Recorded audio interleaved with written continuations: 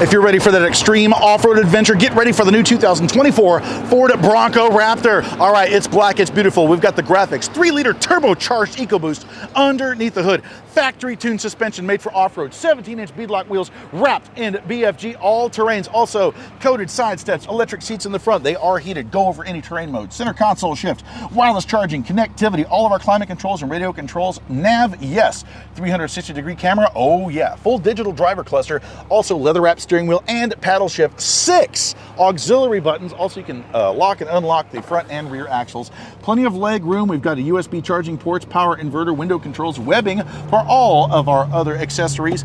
3 across or 2 across right here. We can take the top off. We can sit here and go topless. We have a matching wheel and tire, more of those BFGs. We open the rear and guess what? Lift up the rear glass. Big, huge mat in the back to keep it nice and clean.